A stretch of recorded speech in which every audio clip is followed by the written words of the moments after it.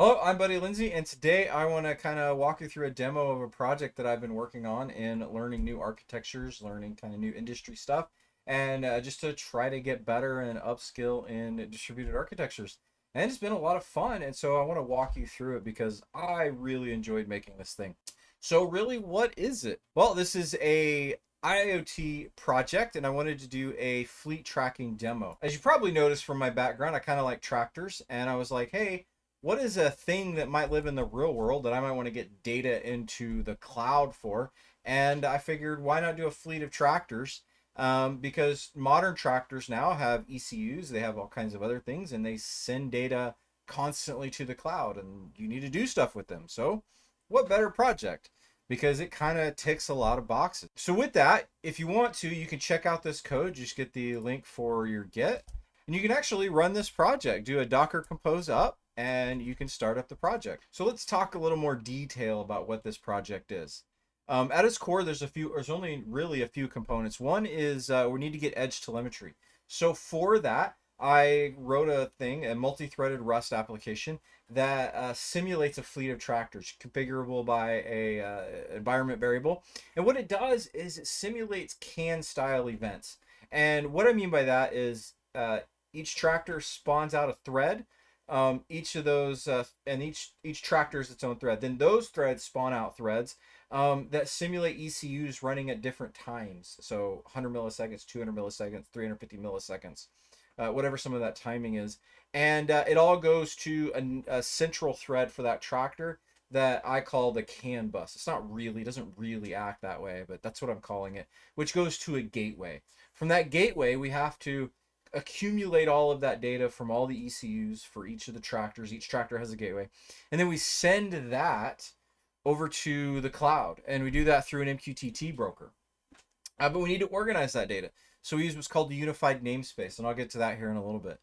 The downside about MQTT is while it's a broker and it gets events, it doesn't save those. It doesn't persist to those for a long period of time like Kafka. And so we need to bridge to Kafka. The nice thing about MQTT is it's fast. It's meant for scale, but it doesn't. The overhead of connecting an edge device to Kafka is a little too high. So we got to bridge this data somehow.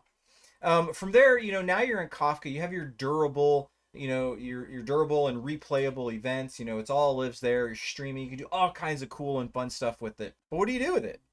So just as a quick demo, I wrote an MES and an ERP workflow, a management system and an ERP. And so what this basic system does is it creates some work orders when a specific event comes from the tractor. Mostly we're streaming telemetry. But I also have every minute for 10% of the tractors, it'll send an event, and that event is an overheat event. And from there, we want to create a work order, and then we want to do a bunch of other stuff. So this simulates that. Finally, we save that information to a database, and then we also want to view those work orders because that's what you would do in the real world, and we want to view how it works. I started with timescale DB because I wanted to do hot cold path saving, but just I never got there, and I was like, I think that would kind of overwhelm some of this, so I kind of paused there. And then finally, we have some observability. The hard thing about this is all distributed, code, and so getting to actually see this thing work can be kind of difficult. So I added a Prometheus and a Grafana thing in place in the bridge so we can actually watch it work. So yeah, so that's kind of the overview of the different components. Let's actually come over and take a look at some of this.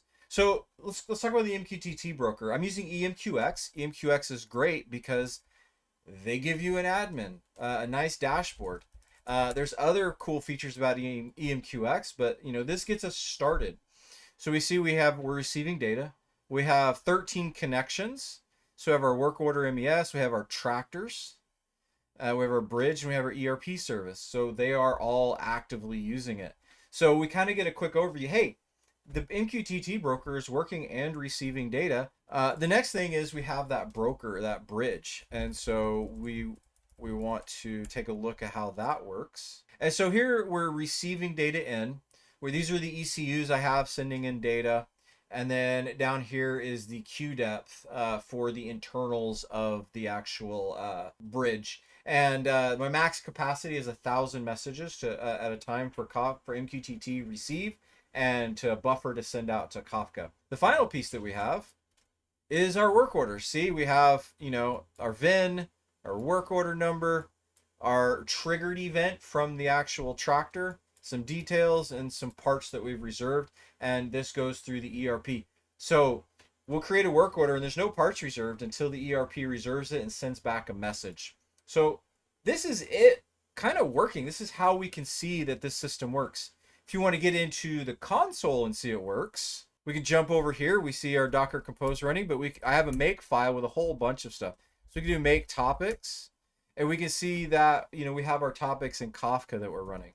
We can do make logs all, and we can see just all kinds of output that would come from like what you would see in Docker.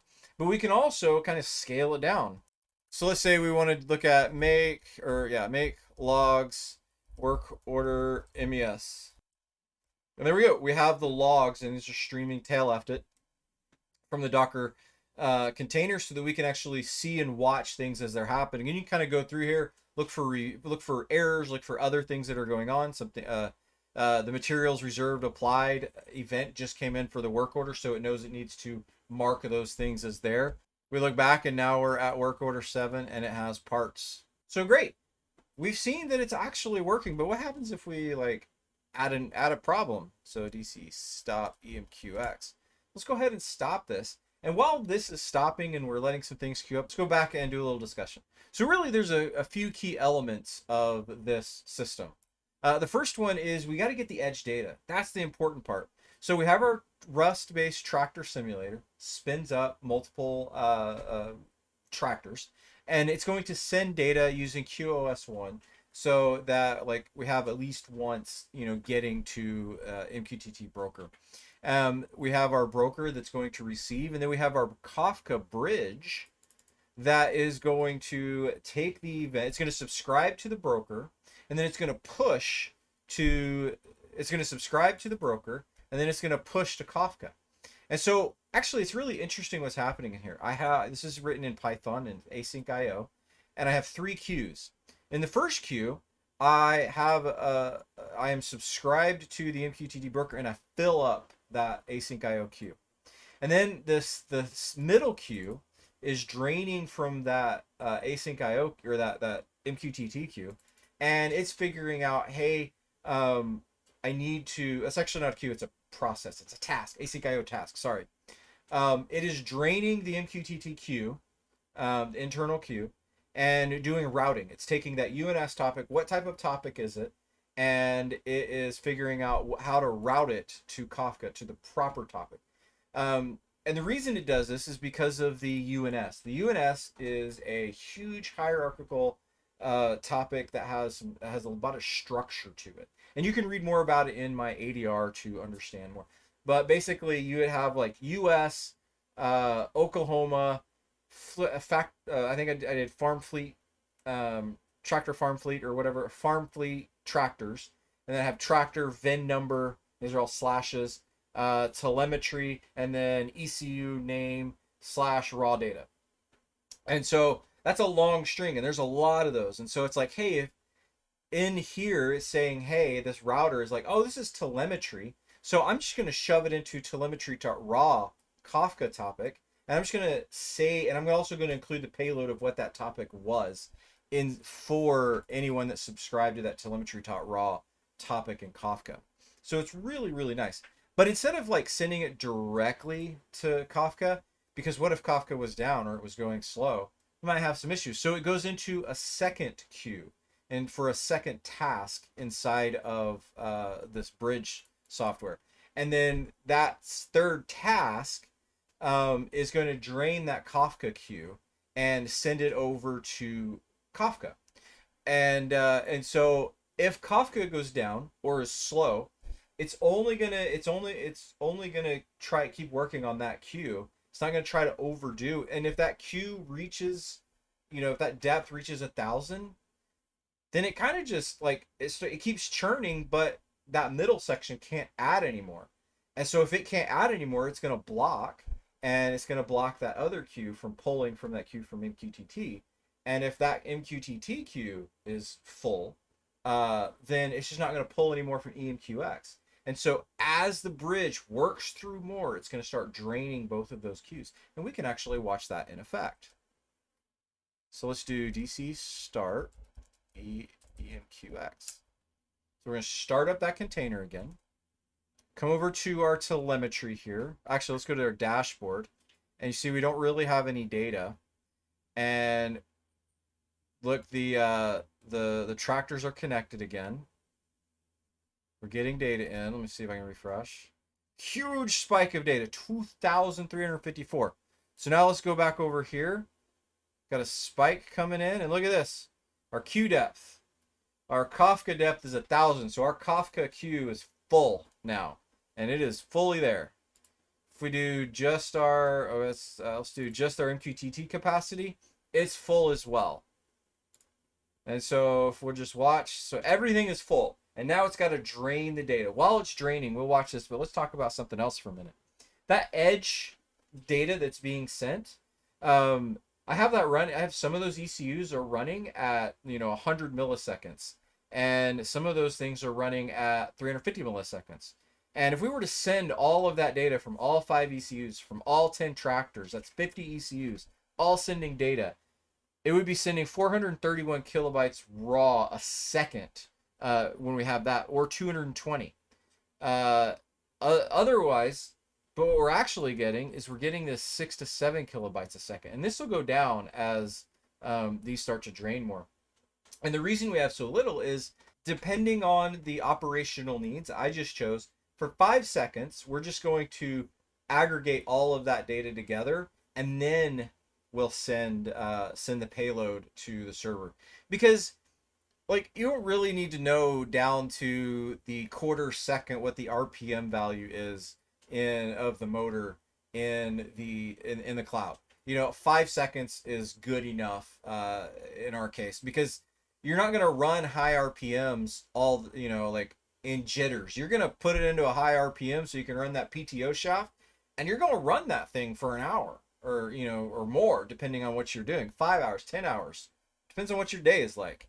And then you're going to pull it down. And so you don't need to like see the jitter of, doing that going up and down. So 5 seconds is good enough from our determinant. Again, that is a business decision. And that's the business decision that I made. In that case, we can see, hey, we would be sending a lot of data, but we're not. And so in this case, we're doing a 97% compression of the amount of data. That's going to save us effort over bandwidth and cost on bandwidth. That's going to save us cost on data storage, because we're going to want to store all this data so we can do some nice data analytics and other stuff. And it also has less strain on our resources as well, and is kind of a good enough data. We also have 2 types of data. We have our ECU data that we're showing and modeling here, but we also have events that are coming from our work order. Speaking of that, while we've been doing this, notice that there are work orders that have no events. That's because that bridge, our communication gateway got blocked basically, or it got full. And so now we've got to work through there. So if we come back over here, you can see the MQTT queue drained. We drained it, and now we're draining Kafka here. And so over a little time, it's basically an eventual consistency. But this shows that we went from this huge burst. The edge data was spooled and then sent as soon as it could get connection. Then we see, hey, we filled everything up and we have more data than our hardware currently can handle, or our system can handle. So we're building backpressure so that we can drain it over time. We would use this data and we would optimize all of our stuff and make sure everything works well, and we don't have these huge spikes unless there's some crazy anomaly. And then finally, we're going to get our work orders, and if you notice, they are all now filled. They all now have their thing, because eventual consistency, the data connected, we drained our queues, and we are now back in a steady state of our system. I wanted to talk one last little bit on something. Actually, I guess 2 things. First is the work order thing we were talking about. What it does is That event comes from the tractor, hits our Kafka, and it goes through the tractor events. The work order MES is, hey, I'm looking for these specific events. And in this case, it's a stained overheat alert or event. It's going to be like, oh, I need to do something with this. I'm going to create a work order. And I'm going to assign it to someone. But I also need parts in order to do that checking. And so I'm going to send out to the ERP and say, hey, I need some parts. These are the parts I need to do my job. I can't reserve these because I'm not the ERP system. And so we're going to go out to the MQTT, hit that UNS because that's a unified namespace. It's a unified place. We're going to go to, it's going to hit the ERP namespace in there. And the ERP, which is org wide, is going to be like, oh, okay, you need parts. Let me go validate that I have those.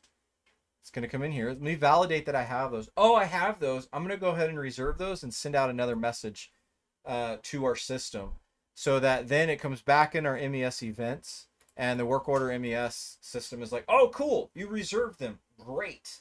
I'm going to go ahead and mark that on my side to make sure that the tech that's going to go out to do the work is ready to go and those parts are reserved. There are a lot of things in here that you would do in the real world. This is simulating a work order flow that would probably exist. The last thing is I wanted to talk just a quick little is we have the telemetry and event messages from the tractor. What that does is it checks, hey, is MQTT connected?